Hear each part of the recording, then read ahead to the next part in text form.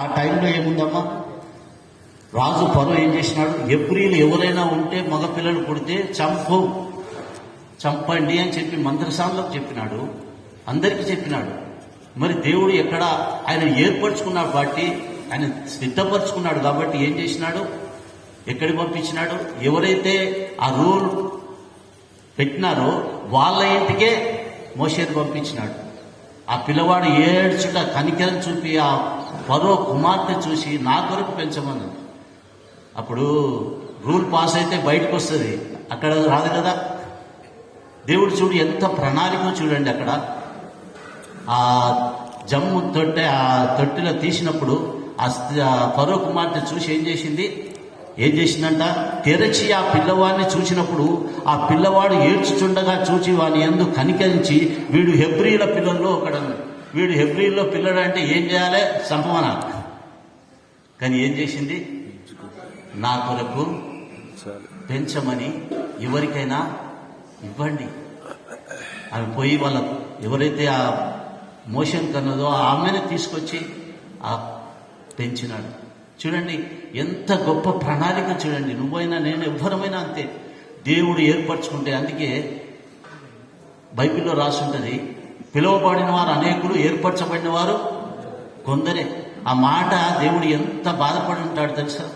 ఏ ఒక్కరూ నశించుట నా ఇష్టం కాదని ఈ లోకానికి వచ్చి, పశువుల రక్తం పక్షుల రక్తం సరిపోదని దైవ మానవులుగా ఈ లోకానికి వచ్చి ఆఖరి రక్తపొట్టు వరకు ఒలికించి చేతుల్లోంచి, కాళ్ళలోంచి, గుండెలోంచి, తలలోంచి శరీరం అంతా నలగొట్టుకుని వచ్చి కొందరే అనేసరికి ఎంత చూడండి.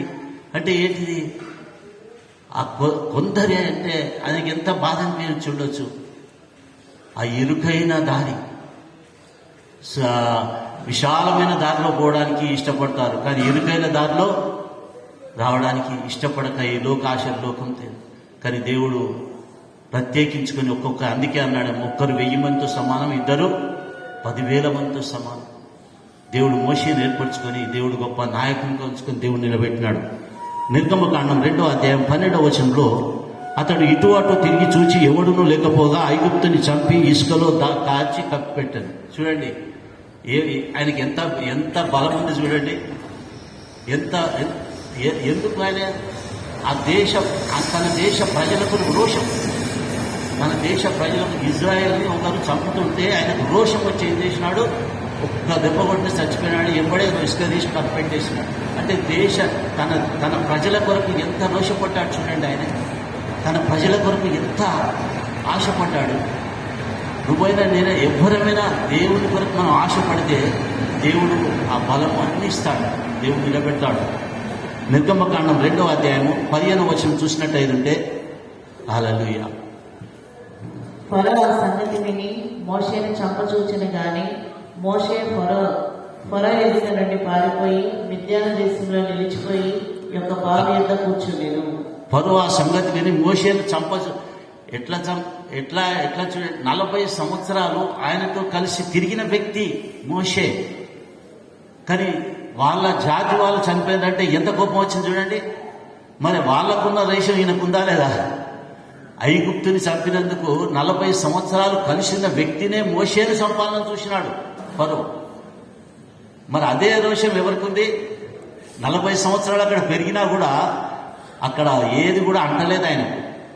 తన జాతి కొరకు ఒక మనిషిని చంపేసి పారిపోయినాడు, కానీ వాళ్ళకు దొరకలేదు.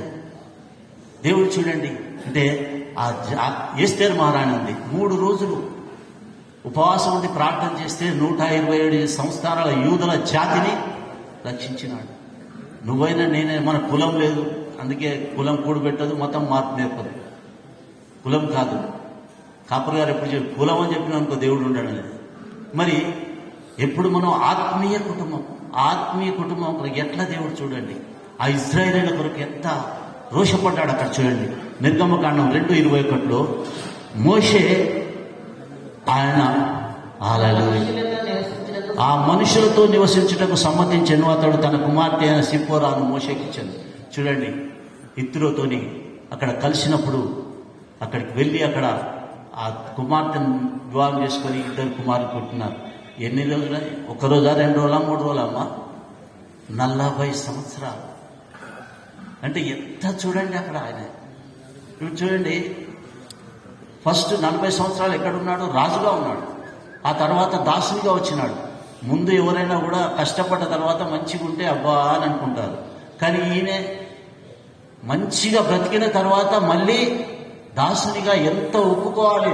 ఇజ్రాయెల్ ప్రజల కొరకు, తన జాతి కొరకు, తన రక్షణకు ఎంత ఒత్తు, ఎంత తగ్గించుకోవాలి, ఎంత ఉంటే ఆయన 40 ఒక రోజు 2 రోజులు 40 సంవత్సరాలు దేవుడు ఈ 40 సంవత్సరాలు చూసినాడు. ఈ 40 సంవత్సరాలు మారలేదు.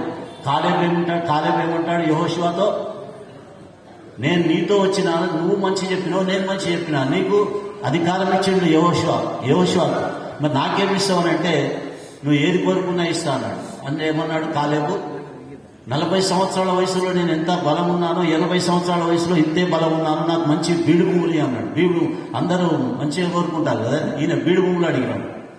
చూడండి, మోషే కూడా ఎవరి కొరకు 40 సంవత్సరాలు తన జాతి కొరకు, తన ఇజ్రాయేలు కొరకు కష్టపడ్డాడు, నిలబడ్డాడు.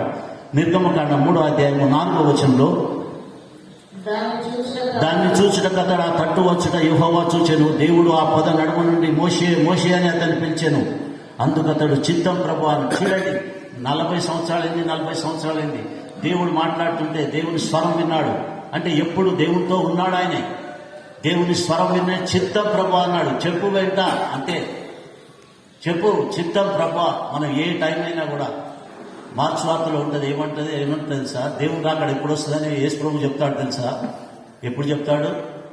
పొద్దు గుంకినంగా వస్తుందో, అర్ధరాత్రి వస్తుందో, కోడి కూసినప్పుడు వస్తుందో, తెల్లారినప్పుడు వస్తుందో, మెలకువగా ఉండి ప్రార్థన చేయండి.